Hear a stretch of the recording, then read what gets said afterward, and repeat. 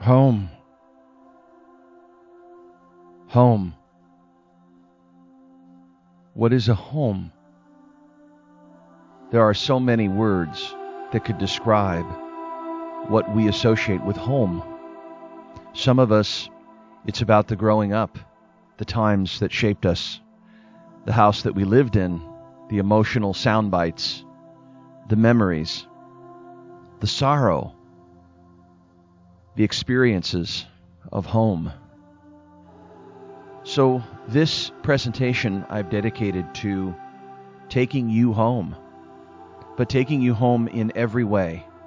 Not only taking you home to your roots, taking you home to your origins, but taking you home to something internal, a place inside you that grounds you, an attention that you can bring from within you to whatever situation that arises,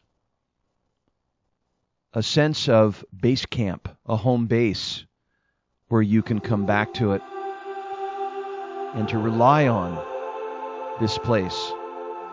Hiraeth, it's a Welsh word, and it's a difficult word to describe because it expresses so much about home. It's a word that's used to describe homesickness or yearning or longing. But there is more depth in Hiraeth than in any of those words on their own. It seems to be a multi-layered word which includes a different variety of homesickness than what is generally referred to. And this kind of homesickness is like a combination of the longing and the nostalgia and the yearning for a home that you cannot return to. A home that no longer exists and maybe never was. It can also include grief or sadness or who or what you have lost, losses which make your home not the same as the one that you remember. I like to think of Hiraeth as a longing to be where your spirit lives. And I think this description makes some sense out of the combination of words that I describe in this feeling. The place where your spirit feels most at home may be a physical location that you can return to at any time. You have that special place. When I think of the word genius, it reminds me that throughout our lives, we get kind of de-geniused. We get sidetracked by external and internal forces. Challenges blow us off of our roots, blow us off of our placeholders, our sense of ground. When things get tough, we get stressed, we become fragile. And so where do we go for refuge? Where do we go to find that place? Do we go to the old home, the place that we were, the physical place? We must ask ourselves, what is our home? What house are we living in? So when we go to this place, the genius loci, the place of the genius, the magic in us, the genie in us, is sort of relocated. It's not that we're attached to a place, but something out of the regular time of the past, time of the future, time to think, something outside of those places helps us revisit and regenerate and reclaim something that we left behind. And so my intention in this talk is to provide some poems and reflections and stories on behalf of conveying a revival, an emerging revival. To share these stories is somewhat like the ancestors would say, it's the oldest form of healing. And maybe as you hear me say these things, as I talk these out and share experiences with you and go deep, we're going to take a deep dive into this topic of coming home. Maybe it'll help you access or reclaim something that has been missing. Maybe it's a joy, maybe it's a contentment, maybe it's looking at things again in a different way, a sense of renewal. Maybe it's the re-entry into your imagination where you can wonder again and get outside of your own thought about the way things you think they are versus what you really want. Sometimes coming home is the home of the heart. And coming home is what passes the cynicism into a place where we're home to our curiosity, but also our compassion and our ability to see through the difficulties and be able to arrive, to be present, to stay with whatever it is. I don't think we can do that with just our intellect. I think our equipment is that we awaken our hearts to be able to hold space, to put space around things that come and go like the wind. We all have challenges. We all have obstacles. Life is not without them.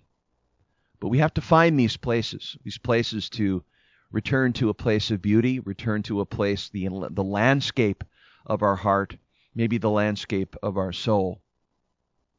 Rachel Remen, the medical doctor who has talked so much about what animates us, what reanimates us. I understand that this woman sits with cancer patients that are on the last parts of their lives. I just admire that kind of resilience of someone that can sit with them and be present. And one of her claims is that by doing so, it isn't so much what she's doing to them, it's rather just showing up and being with them just as they are. There's something about this that is so legitimizing. And I wonder, what kind of heart does she cultivate to be able to offer those resources to people that are so simple and yet so overlooked? And yet sometimes it's just that sense of acceptance, of belonging with unconditional acceptance that's so transformative. And she reminds doctors of that Hippocratic oath to serve the wholeness of others. But she talks about a triad. She talks about meaning being one side of the triangle, which we might say is the language of the soul. And service is the other, which is the work of the soul. But then she talks about the mystery, which is this place of potential, this place of pure possibilities. A place from which things emerge. That place. It's not an easy place to point at, because can you identify that it's within you? Probably not. Maybe it's something that surrounds you, like a matrix, a womb. Perhaps. Throughout my coaching career, I have experienced entrepreneurs and leaders encountering this place of potential.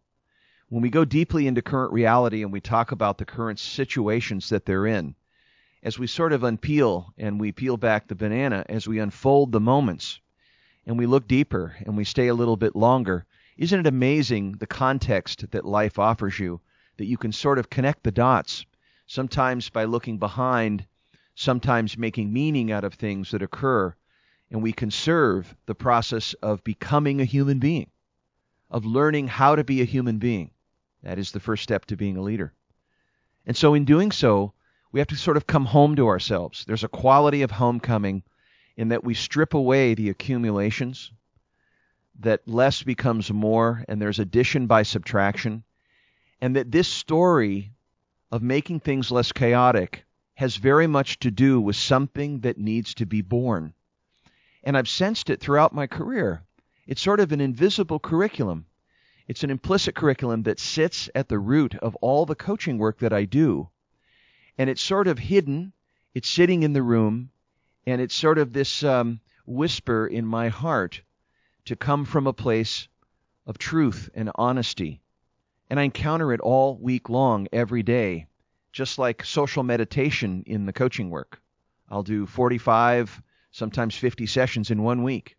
And despite my mental exhaustion, what is lit up is everything else, is just the process of showing up from some place that flows, some animation or energy that is moved by the other individual, and the patterns of interaction that we're having bring me home in some way and change me or bring me back to the honesty that I am. I don't know how that happens. It's a phenomena that I have been fascinated with throughout my career. It's like submitting some sort of will that I have for something else, surrendering into some other feeling that wants something of me. It's hard to describe this outer force, this outer realm that seems to be all-encompassing, like a choral voice that wants to break things up or pull things together. Something's living there, something active, and something that's ready to happen. And it's up to me, up to you, to turn on the radio tower and to tune in with unblocked reception to receive that which is wanting to desire itself. There's movement that's there. It's a place where spirit feels. It feels most home. It feels ready, willing, able. It is a part of us to be changed, to be moved, to be inspired, to be challenged, to be touched. So we're going to go through a number of stories and poems to go into this topic, and I'm going to do my best as a journey here to go into it with you. I'm not claiming to be an expert in what I'm talking about. I just want to share with you the originality of my experience and let you take it from there. Just like offering you a piece of music, you make the song your own. And so this isn't about being an expert teaching you how. This is about sharing some stories and experiences to deepen your attention and your awareness and maybe look in a different way at things, a way that shifts the interior condition of you from which you attend to the world, and that from that place you act in accordance with something different. There's something metamorphic, transformative about a great story or a poem, something that lives there that somehow just feels right at the right time and place, that connects with you, something deep that's only yours, that's intimate, that is intimacy happening there, as if something is opening you up, and you're ready for a more courageous road. You're ready for sort of that confession, that quality of vulnerability to offer yourself to the world in a way that maybe you haven't before, and you didn't even know how, but yet you know that something deeply, something primordial is beginning in you that needs to bring you to a place of home. So let's begin. Angeles Arrien is a sage, a woman who passed away a few years ago, anthropologist, wrote a great book called The Fourfold Way, and also The Second Half of Life. And she talks about mystery like this. She says, I trust mystery.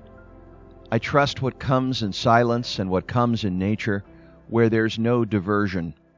I think the lack of stimulation allows us to hear and experience a deeper river that's constant, still, vibrant, and real. And the process of deep listening with attention and intention catalyzes and mobilizes exactly what's needed at that time.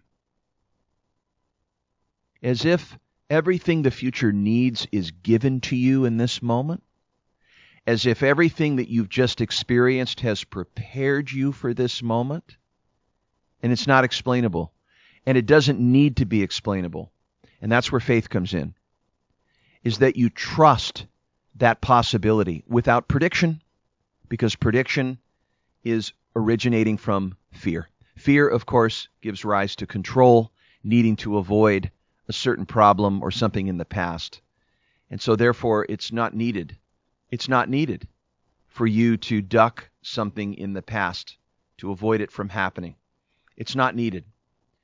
And so the point is, can you renew that place from which you trust what the mystery brings? Because the mystery brings the gift of hope. And hope is not a prognostication. It's not a prediction. It's knowing that what you're doing is right, that it's right by the fact that what you're doing is true to yourself. And so it begins with a fundamental choice. Now, we often think of mystery as we just have to let things go and let things come. We're going to go with the flow and we're going to let everything happen. That's not the relationship with mystery that I've experienced. Mystery kind of punches through in a way. It lives in your reality the more that you set an intention from a place of love. What do I mean by that? Generative care for something you want to create. It's an orientation of the spirit. It's something that comes from a place that you just know, in the deepest knowing, in the primary knowing, that it matters. And that creating it is for its own sake. And you can decide to create or not create. That's the question. But in that you find mystery. Why? Because you don't know how to create it. You're going to need to bump into some accidents. You're going to find your way along the way. So you start in the labyrinth. And you have an idea. You care deeply about this idea and you hold steady to it. And the idea is the idea. It matters to you. Therefore you create it. It's not terribly big. It doesn't need to be grandiose.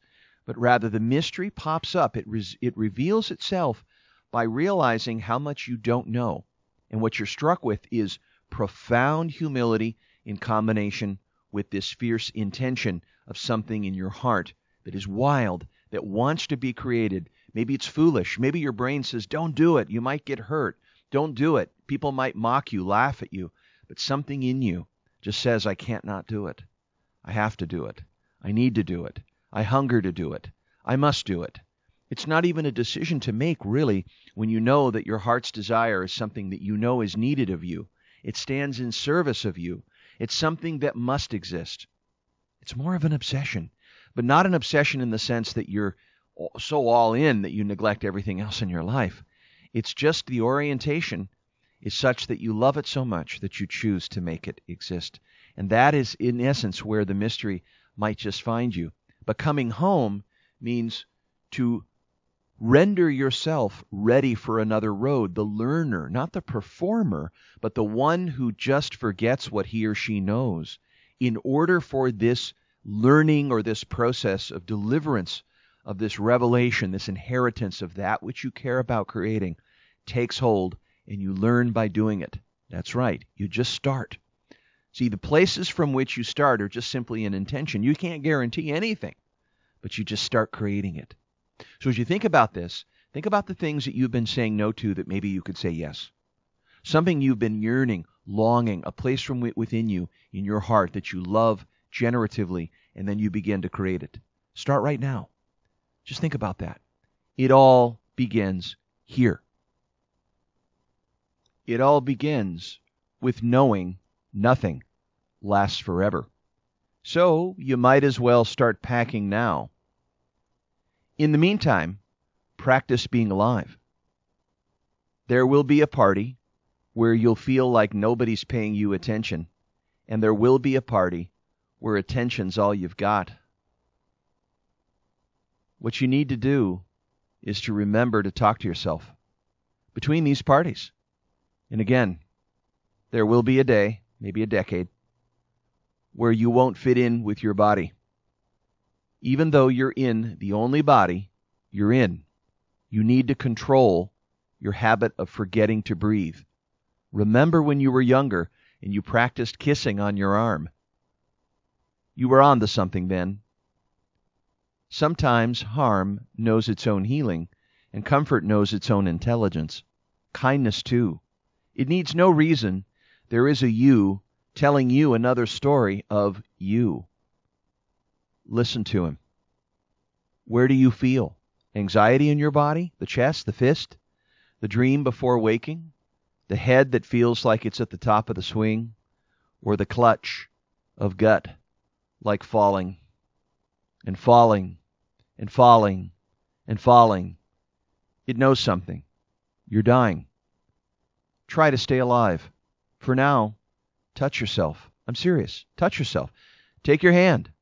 Place your hand someplace upon your body. And listen. Listen to the community of madness that you are. You are such an interesting conversation. You belong here.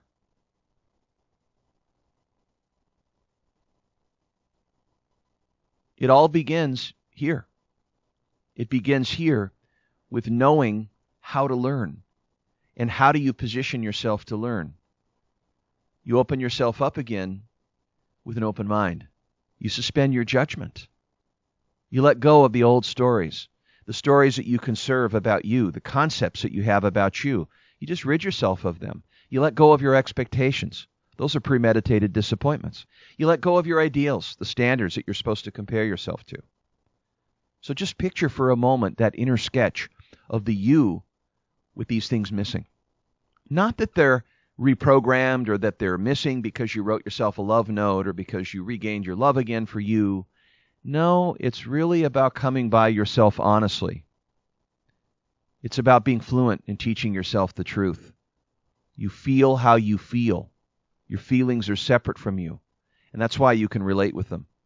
I often think that those that are so afraid to share their feelings, the stoic ones, are really the most inadequate or insecure with their feelings because they've hid them and buried them. And rather than having a fundamental fluency with themselves and coming by themselves honestly, they have buried it. To be able to save face, to be able to achieve some sense of stability, but it's all folly. Because without that kind of honesty, we have no objectivity of ourselves. And by telling ourselves the truth of what we feel and what we are, we have a baseline. We have a foundation of the truth to be able to move from point to point. So be true to you. Make that decision. I truly want to be true to myself. Fundamental choice. It's a big choice. It means that you're not going to live in the editorial of yourself, the conjecture, the stories, the assumptions, the database. You live outside of it. So one might ask, well, how do you regulate that? You regulate that with awareness.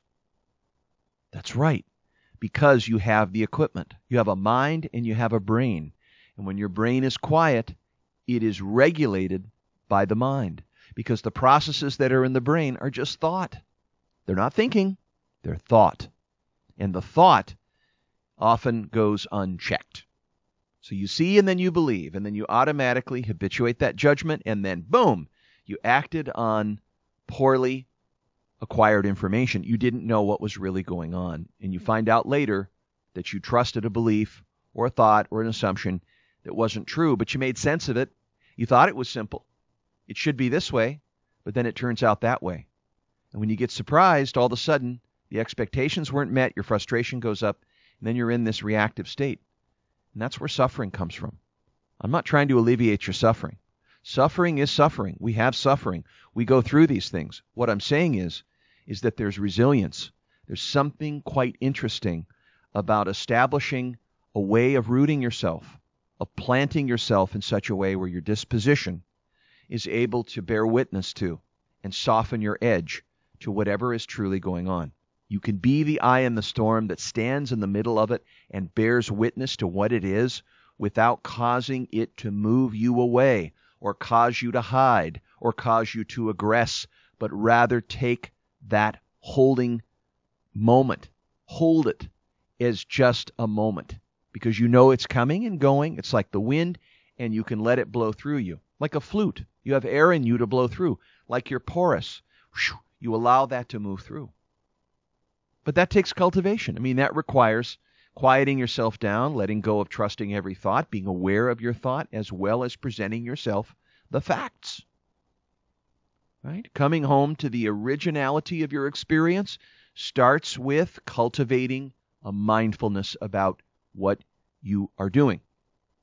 Is mindfulness something you have to go and meditate about? No. It's being aware of how you are aware. It's seeing your own seeing. It's knowing your automatic mind stuff. You know you're a rascal. You know you have stuff. I call it sneaking up on you. You just have to sneak up on you a little bit more and understand how you're connected to the larger patterns that play out in your life, and that those thoughts and those assumptions and things do have direct influence on things that play out. They do. They are structural. They have movement. They influence your behavior. So if you're not aware of being aware, if you're not aware of what the content is of your mind, if your beliefs go on unchecked, well, then a lot of the things you see are just impressions. They're not reality. And that isn't going to work because there's no learning in it. And when there's no learning, you're not home. You haven't come home to being able to learn and acquire any new information. You get old. You just keep looking at the same thing and reconfirming the same things that you already know. And that's why time passes so quickly, is that as we get older, we often say, why is it happening so quickly? It's because we have all this experience and we keep looking for the same things again and confirming them rather than seeing the disconfirming reality. And that's about positioning ourselves. It all begins here.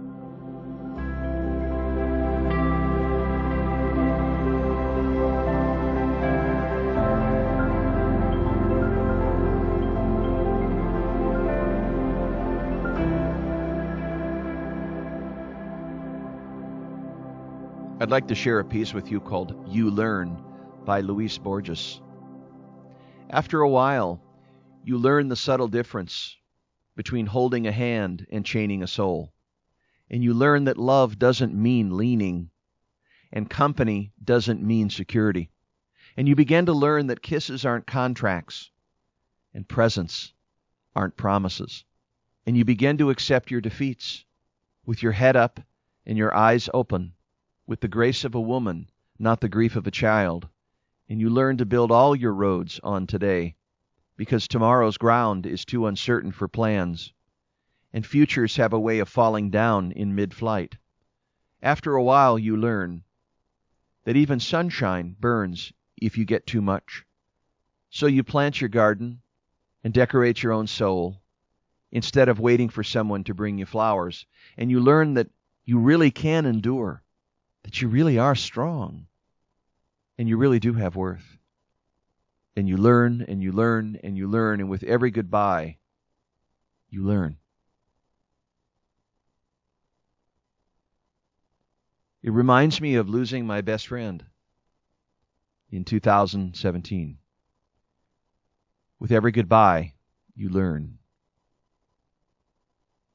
With his goodbye, I learned that I could endure a goodbye.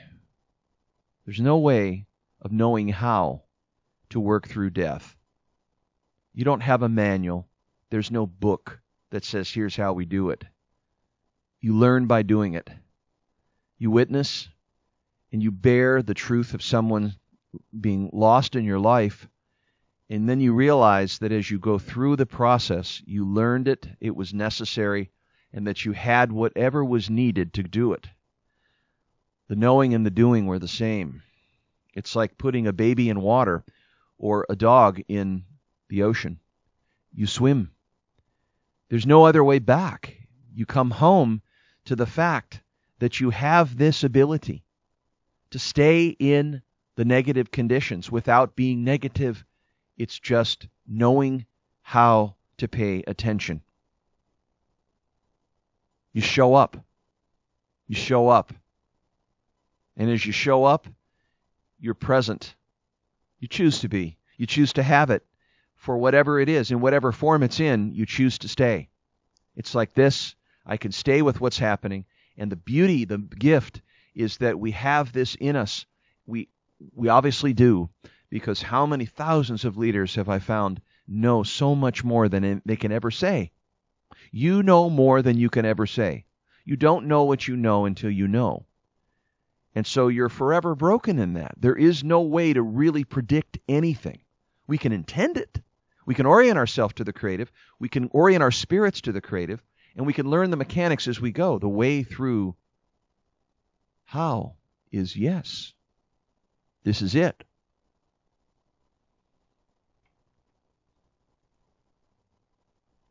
Osiron. Osiron. It means blessing. It means to pray to a deity, to pray to the divine. This year, one of the most powerful lessons that came upon me was when a client and I were describing an experience of driving across the United States, through the Great Plains and through the Great Basin, and then over Highway 50, from Colorado back to Northern California. He described to me his experience of the mountains. He shared photos with me about his excursion. And as I listened, I found myself experiencing something different. We came to a point where he was showing me a place that he had reached on a mountain, looking across. There was a great vista of a snow peak around Shasta. And I began to ask all these questions. And suddenly it went silent, and he said, you know, it's great to ask these questions and try to make sense of it all. But maybe it's just about letting the mountain explain itself. It became clear to me that my self and my wanting to learn it and my wanting to know and my understanding at that point was just all mine. But what was being shared was the mountain, and what I could not ever really understand was the quality of his experience. And in that moment, I realized there's a certain respect, a certain reverence for the experience that other people have. In business, you can't manage someone's experience. But isn't it a gift to hear their experience of you as a leader, their experience of a situation? And when we are transparent about how we experience something and we share it with others, there's a legitimacy, there's a respect where everything that's being said is said in the sense that it is just the way that it was to be experienced and untouched. And when I heard about the mountain being able to explain itself, it brought me to see that this is truly how to see beauty. How to see the miraculous in the ordinary is to allow the ordinary to be there in the originality of its own, in taking its own place in the whole system. So I went back to the photo and I looked at the mountain and I looked at the references to other mountains around it, and everything that sort of played into the photo had made this composition of what he had witnessed. And what was witnessed was the mountain itself. And as I looked at it longer and longer, it just seemed to come in a different way of perceiving it without adding anything to it.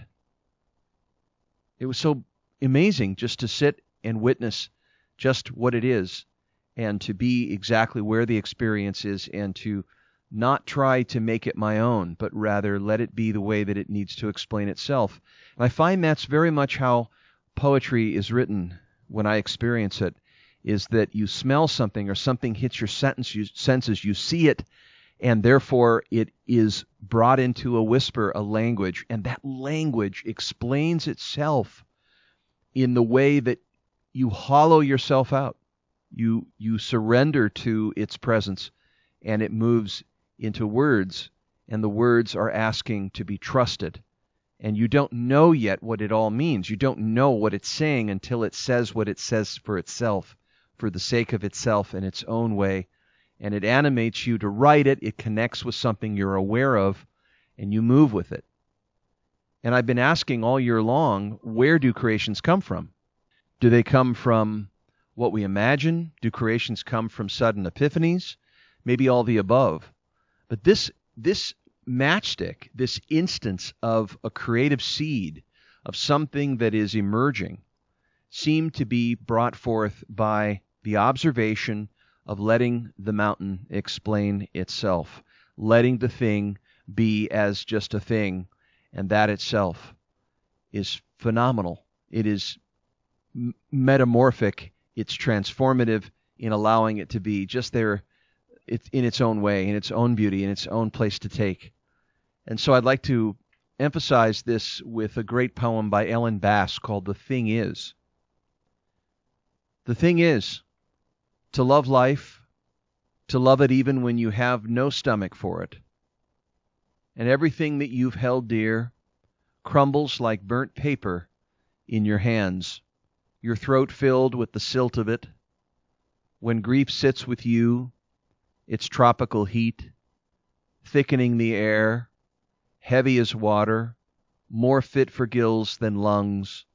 When grief weights you down like your own flesh, only more of it, an obesity of grief, you think, how can a body withstand this? Then you hold life like a face. Between your palms, a plain face, no charming smile, no violet eyes, and you say, yes, I will take you, I will love you again.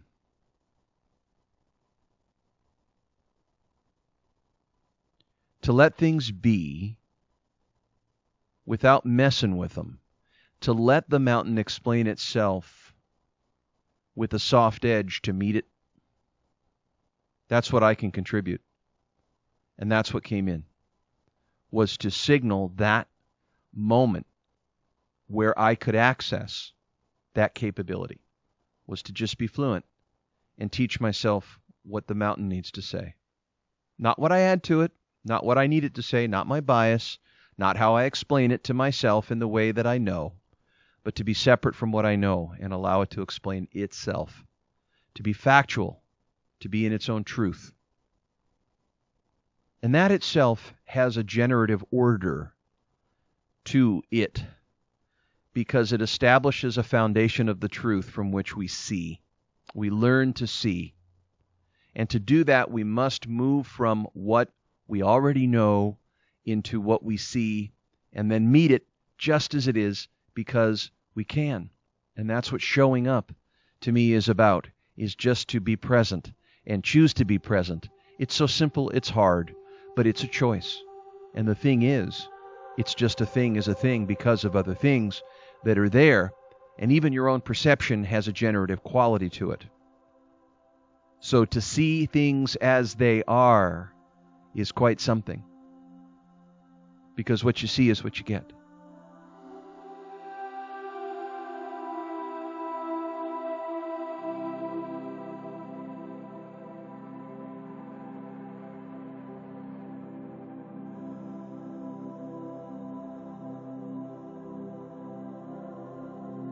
The Snowman by Wallace Stevens. In this one, he describes one must have a mind of winter. We must think like a snowman. He says one must have a mind of winter to regard the frost and the boughs of the pine trees crusted with snow, and have been cold a long time, to behold the junipers shagged with ice, the spruces rough in the distant glitter of the January sun, and not to think of any misery in the sound of the wind, in the sound of a few leaves, which is the sound of the land, full of the same wind that is blowing in the same bare place for the listener who listens to the snow, and nothing himself beholds nothing that is not there, and nothing that is. One must have a mind of winter to regard the frost and the boughs of the pine trees crusted with snow, and have been cold a long time, to behold the juniper shagged with ice, the spruces rough in the distant glitter of the January sun, and not to think of any misery in the sound of the wind, in the sound of a few leaves, which is the sound of the land, full of the same wind that is blowing in the same bare place for the listener who listens in the snow, and nothing himself beholds, nothing is not there, and nothing that is. Stevens states that the observer of nature during the winter needs to have this cold and detached approach. And so it helps us see that there are internal ways that we can establish a way of seeing that is outside how we're affected by it all. It doesn't mean that we're not connected to our humanness, but it's among those things. It's among the emotional state. See, he describes the snowman of nothing himself, suggests a literal snowman, but this is surely the metaphor.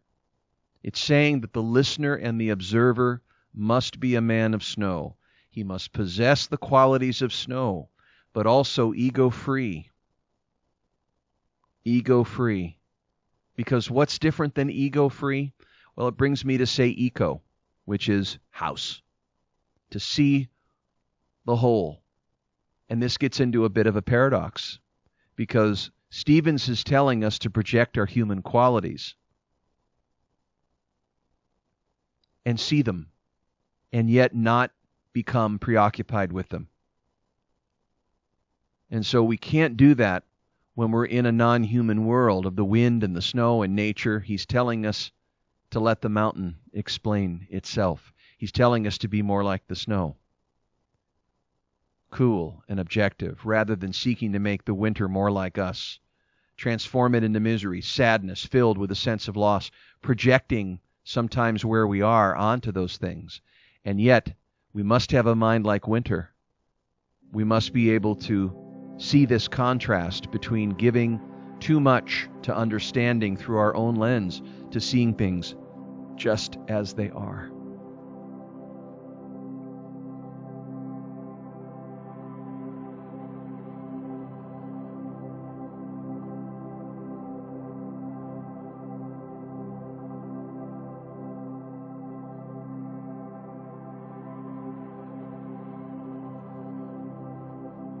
Mary Oliver says, "How I go into the woods. Ordinarily I go to the woods alone, with not a single friend. for they are all smilers and talkers and therefore unsuitable. I don't really want to be witness talking to the catbirds or hugging the old black oak tree. I have my way of praying, as you no doubt have yours. Besides, when I am alone, I can become invisible. I can sit on the top of a dune, as motionless as an uprise of weeds, until the foxes run by unconcerned. I can hear the almost unhearable sound of the roses singing. If you have ever gone to the woods with me, I must love you very much.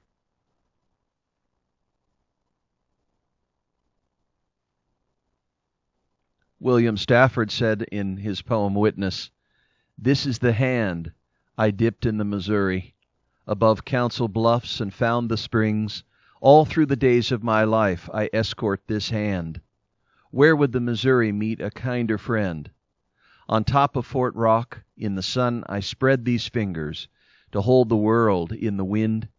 Along that cliff, in that old cave, where men used to live, I grubbed in the dirt for those cool springs again."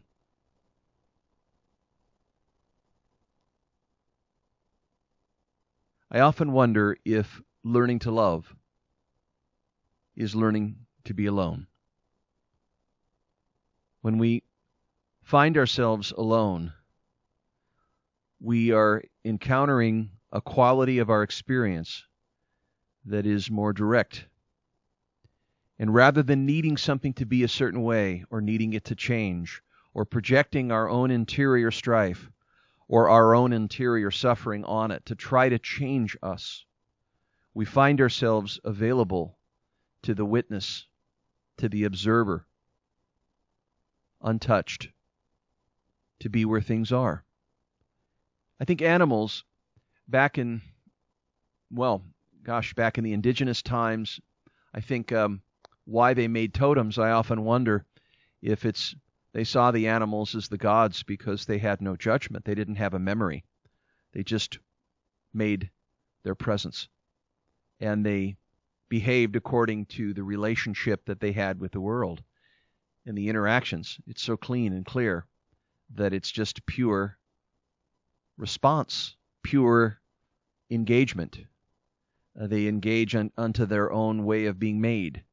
They engage themselves by the way that they're made, in coordination with the related qualities with nature, the others in the space, and the qualities in the environments that they're in. If you've ever been scuba diving, I used to teach many, many years ago, and the way that you swim in the water will change the way that the life responds to you. Because you're there, you're a foreign object there, and if you're pushing the water, or you're not buoyant, or you're not neutrally buoyant, then you essentially give signals to the critters in that world that you're not supposed to be there.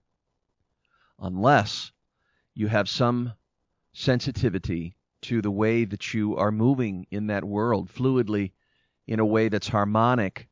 And so when you surface, you see so much more.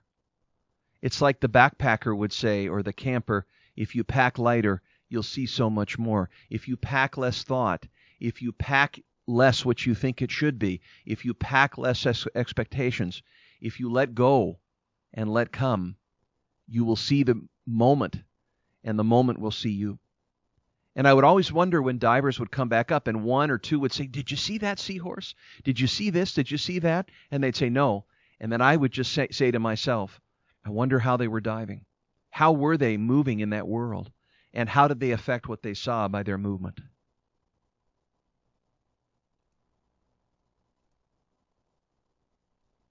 You see, nature often plays the role of the significant other.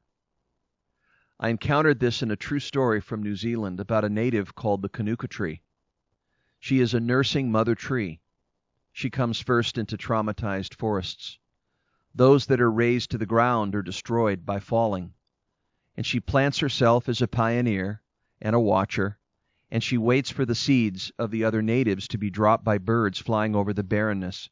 And as they germinate, she shelters them. One day they grow strong enough for her to yield and let them surpass her with their strength and longevity. In despair, a woman with an intergenerational mother wound without knowing she would answer, laid her head against her branches. And with such tender wisdom she took it all and showed me how to stand it, and how to yield, and how to bear the mother load, and how we do so for one another wholeheartedly.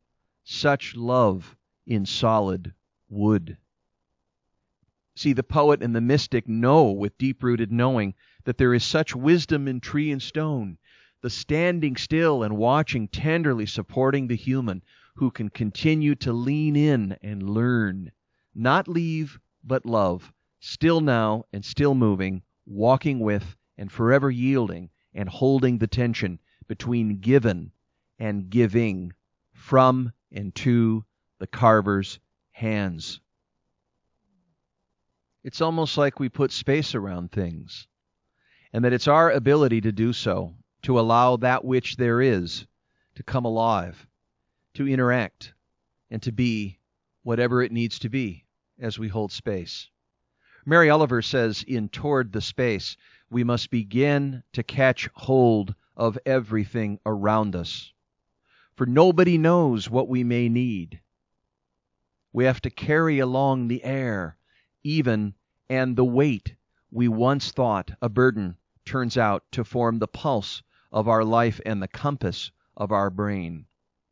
Colors balance our fears, and existence begins to clog unless our thoughts can occur unwatched and let a fountain of essential silliness out through our dreams. And I hope we can still arrange for the wind to blow and occasionally some kind of shock to occur, like rain, and stray adventures no one cares about, harmless love, immoderate guffaws on corners, families crawling around the front room growling, being bears in the piano cave.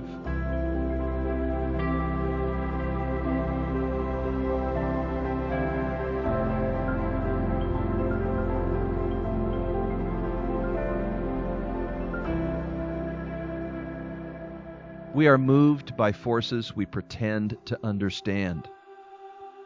We are moved by forces we pretend to understand. Half of it is what we create. The other part is how we take in life. Life is in the business of creating life. It is whole. It is a choral voice. And if all we're doing is just moving things around, then we've failed to become enlightened by what life has for us. I think one of the most powerful questions we can ask, if we just stand still, is what is the potential of this moment? Seriously, look into any domain right now where you're creating change or experiencing potential. You know there's something on the way in. You can see and sense there's something on the way out. It's a felt sense you have.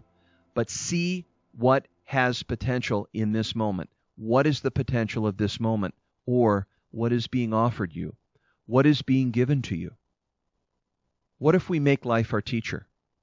What if we don't add anything to it or need it to be any different, but we radically accept with trust and faith that that which is given to us is generous? Is that positive thinking? No. It doesn't mean that everything that we see we like, but we can meet it. We don't need to pathologize pain. We have the ability to witness it with unconditional observation, without adding anything to what it needs to be, but rather as it is. I think one of the most powerful poems that conveys this is the piece by William Stafford, Notice What the Poem Is Not Doing. Now, I'm going to read this very carefully and very slowly like I have the others, but I'm going to especially do it with this one because I think this really is the heart of the matter, and this really hits at why I wanted to give this talk. Notice what the poem is not doing. The light along the hills in the morning comes down slowly, naming the trees. White, then coasting the ground for stones to nominate. Notice what this poem is not doing. A house, a barn, the old quarry where the river shrugs. How much of this place is yours. Notice what this poem is not doing. Every person gone has taken a stone to hold and catch the sun. The carving says, not here, but called away. Notice what this poem is not doing. The sun, the earth, the sky, all wait.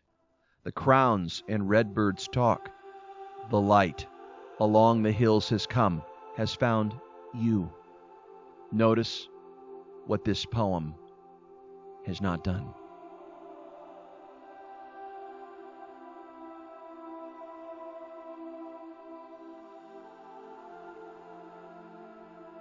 It hasn't ruined the beauty of what's being observed and how it is activating and animating the observer. And why it must be written? Because in a way, the right words, are listening.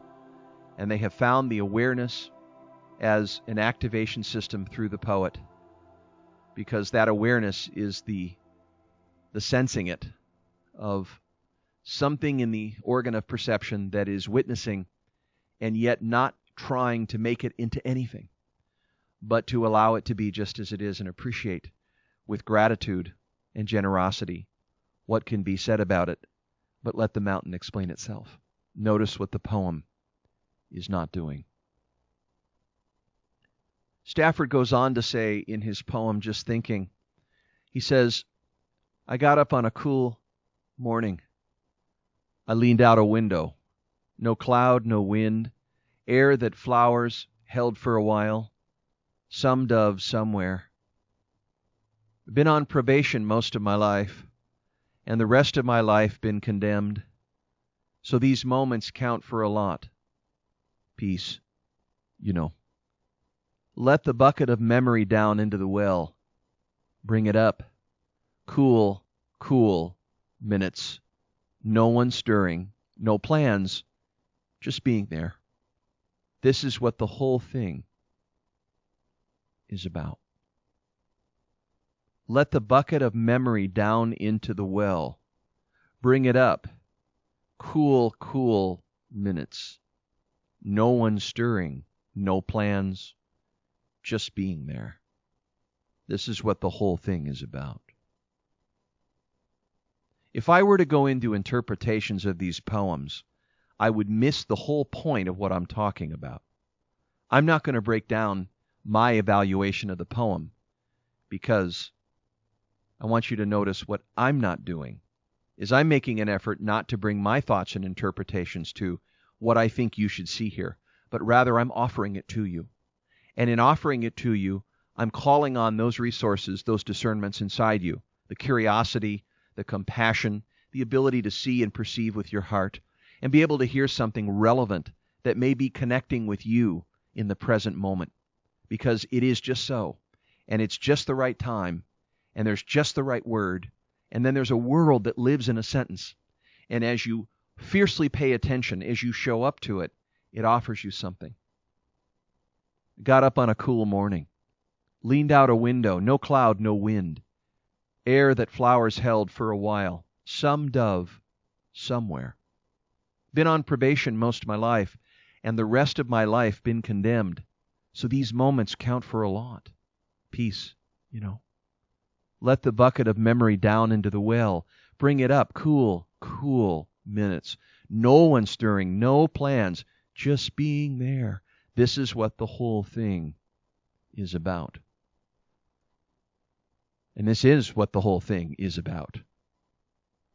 It is about cultivating this quality in you, in your life, where you are able to live into the originality of your experience and see what's offered, what can be conserved through it. There's a savoring, there is a gladness, a joy, a contentment that can be reached. And it starts with the choice to be true, to teach yourself reality, to be fluent in reality. And it starts with a certain listening, leaning in until something changes you, offering that kind of generative listening, not listening out of your own will, but to allow yourself to be willed by it. Listen generatively. In this poem, Ask Me by Stafford, I think he asks us to, or more invites us to this place. Sometime when the river is ice, ask me mistakes I've made. Ask me whether what I've done is my life. Others have come in their slow way into my thought, and some have tried to help or to hurt.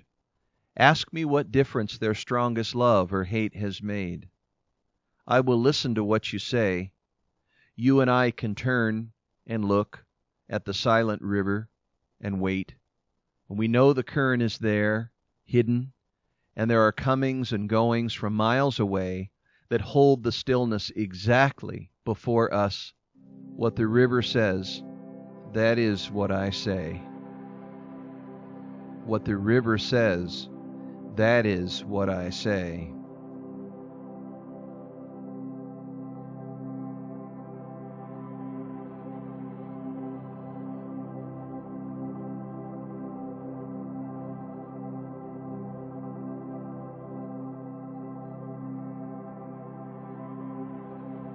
Voicing. We voice from a place that is beyond. Have you had moments where you've been in a group, maybe a collective experience, where something in you, an urge, a dynamic urge, surfaced a question, and it almost felt like something was speaking on behalf of itself, a larger whole, something that began moving into your words, how you said it, the place from which you attended when you said it, the moment without reluctance that you instantly said what you said, and someone else looked at you and said, I was thinking exactly that. And I'm really glad that you said it, because that's where my voice is going too. And you stand there and say, well, isn't that just something?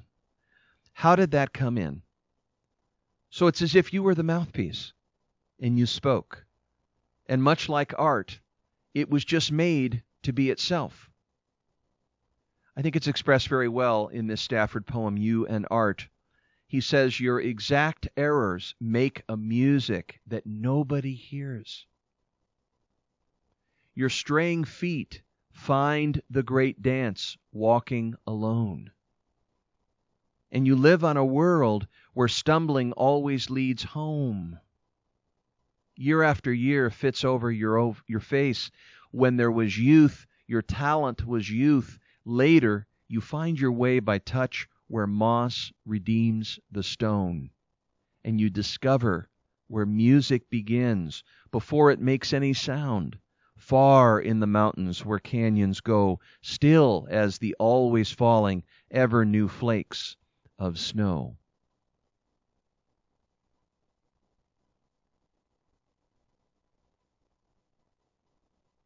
Your exact errors make a music that nobody hears. Your straying feet find the great dance walking alone, and you live on a world where stumbling always leads home.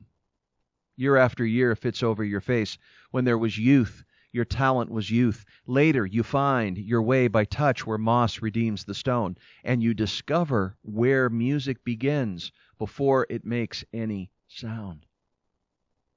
Far in the mountains where canyons go, still as the always falling, ever new flakes of snow.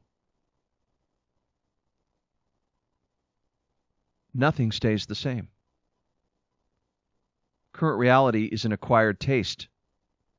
We taste it, and then we taste it, and then we taste it, and then we taste it. And as we create, we come to the place where we taste it again. We taste what's relevant to what we want to create. It can take on disguises if we hide from it. We can aggress on it if it bothers us. And we get so cooked by our own emotions, we can make our own emotional suffering a point of reference. And then we release. And it's not about fixing ourselves. It's not deficiency-based. We show up as a whole person. We show up. Someone asked me recently, what is leadership? What is leadership? What is a leader? I've been doing this for 22 years. I've never been asked that question. And it's something that I am always circling around, but it's something that sits in the center that has never really been addressed. So I really thought about that question, and I thought, well, I can't answer what a leader is without answering leadership. And I can't answer leadership if we don't talk about the verb of leading. So I'd like to give it a try, and I'd like to ask you, what is a leader? How do you know if you distinguish yourself to be a leader? When you're leading, what are you doing? Leadership. A leader is someone who chooses to change or improve something, such that others that he or she influences want to do it by choice. Widely adopted with a questing disposition, leaders put to scale their vision as others contribute to its call to act. And act in such a way that once the vision comes to life, its remains stay in motion with lasting accomplishment and presence for years, maybe decades, perhaps centuries after its inception. The leader is a convening usher who invites others into change efforts by virtue of a noble reason, a purpose, doing it for the sake of it, even if it fails. They are open to the outcome, not attached. It is not what the leader's vision is, rather what it does, that makes working toward worthwhile. A leader is one who dies to cross the threshold from the current territory to the other. The original word leader is leith, L-E-I-T-H, which is a 2,000-year-old Indo-European word meaning to step across a threshold, to move from one world to the next. But on a deeper level, it meant to die, which is, what is it that's in me that needs to die to step from this world to the next world?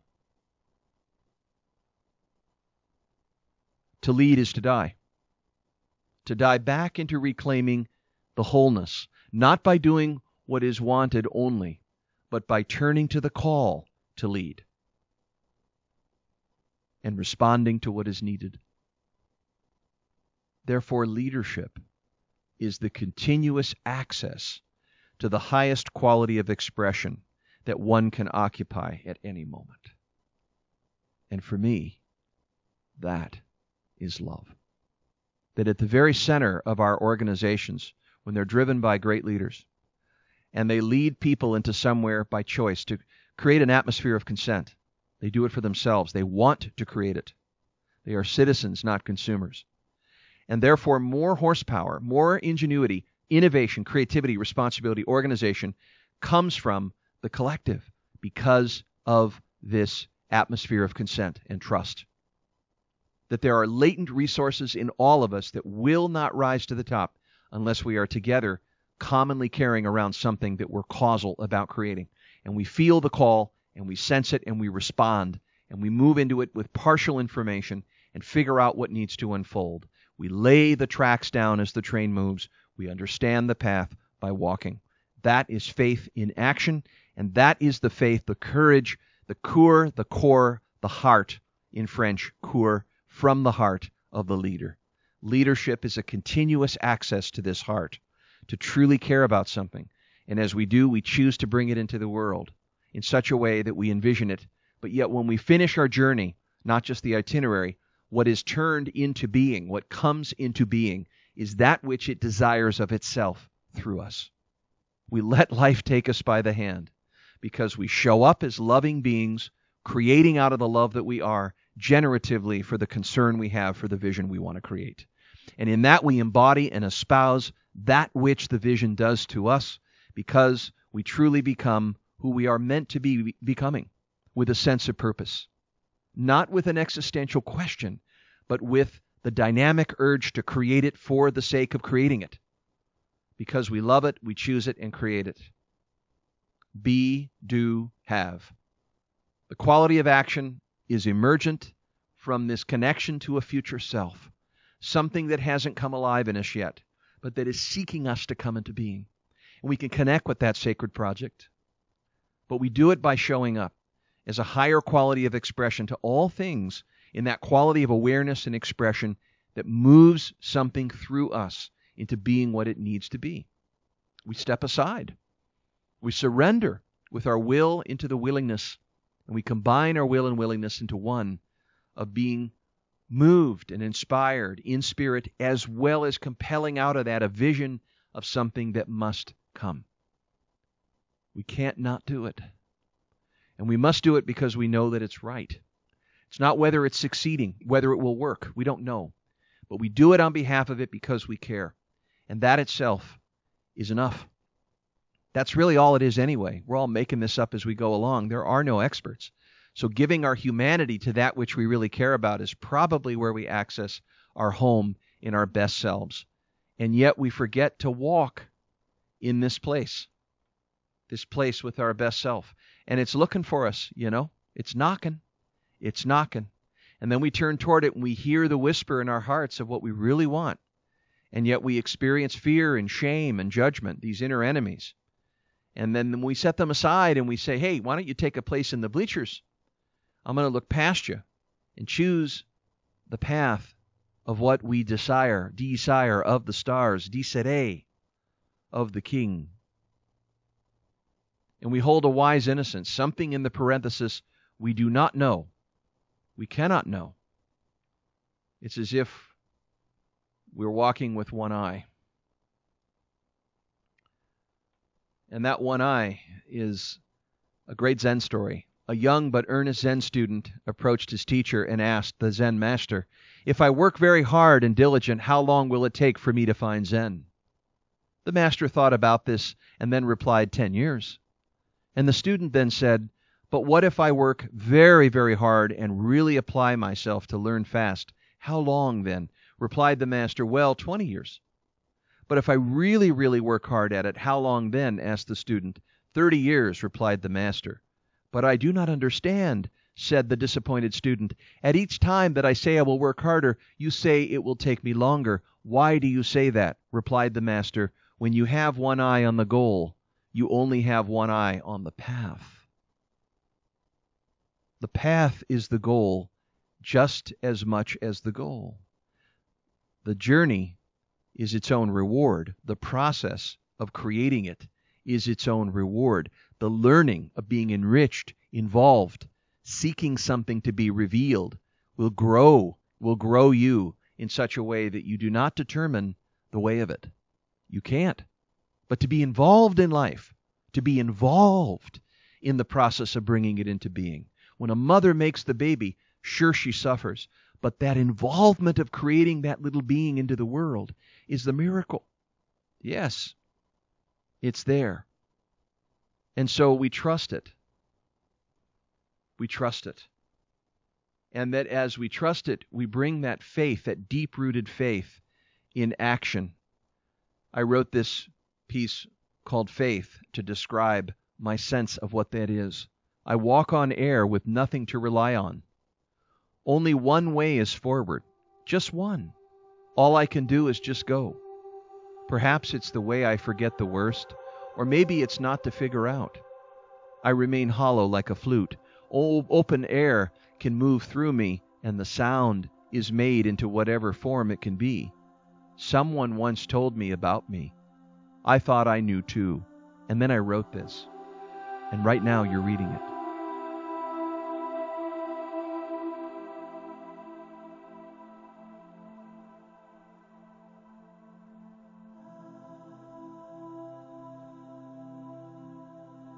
Stafford wrote security. He said that tomorrow we'll have an island. Before night I will always find it. And then on to the next island. These places hidden in the day, separate, and come forward if you beckon. But you have to know they are there before they exist. Sometime there will be a tomorrow without an island. So far I haven't let that happen, but after I'm gone, others may become faithless and careless. And before them, will tumble the wide unbroken sea, and without any hope they will stare at the horizon. So to you, friend, I confide my secret. To be a discoverer, you hold close whatever you find. And after a while you decide what it is. Then, secure in where you have been, you turn to the open sea and let go.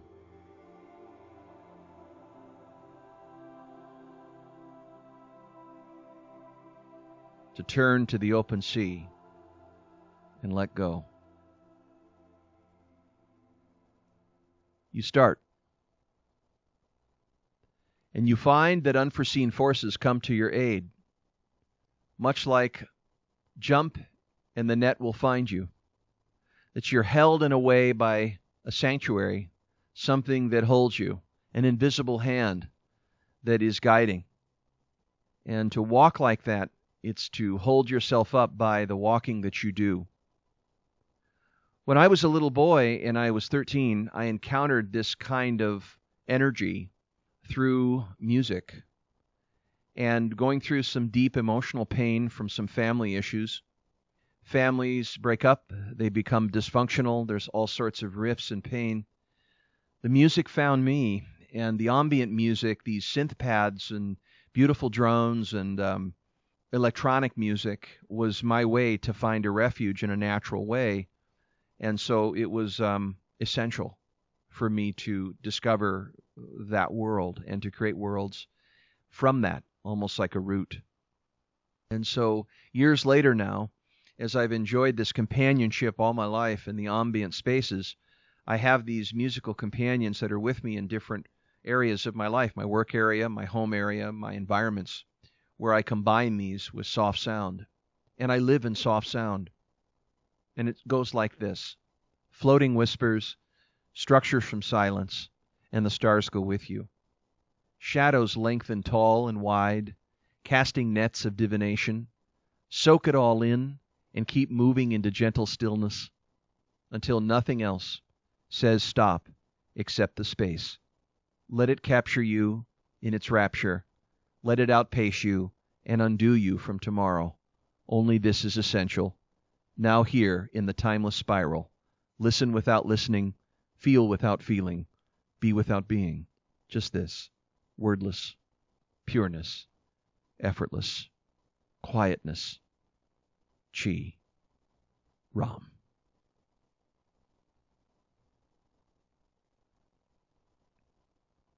It's to give myself to it. To let the music explain itself. And to let it have its way. It's about holding power in a different way. It's about showing up. Yeah. It's about paying attention fiercely. It's about telling yourself the truth. And being open to the outcome, but not attached. It's about movement. It's about being moved.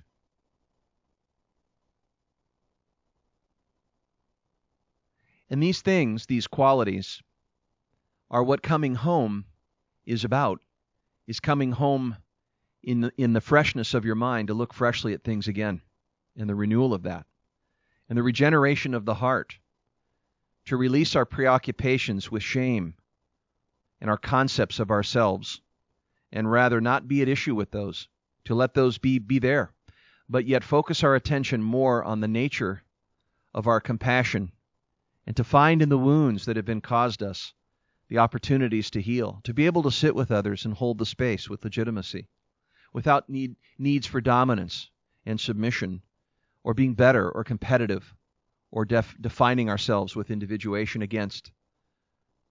Those things just lead to isolation and loneliness. But to find our way into connection, and to restore our hearts, to reclaim our hearts, our armored hearts. Yeah. And that isn't a process that comes necessarily easy, or it's not a step-by-step. It's a slow, gradual awakening for some and very quickly for others. If you're like me, if you're thinking the universe or wondering if it's a friendly place, that's an incredible question. Is it? And if you knew that it was, because you knew more of the goodness in you and the gold within you, what would you do? How would you orient yourself in the moment? What would be your quality of expression as a leader if you oriented yourself in that? And the courage to be true, to be authentic, to choose things that matter to you, and organize your life around just that.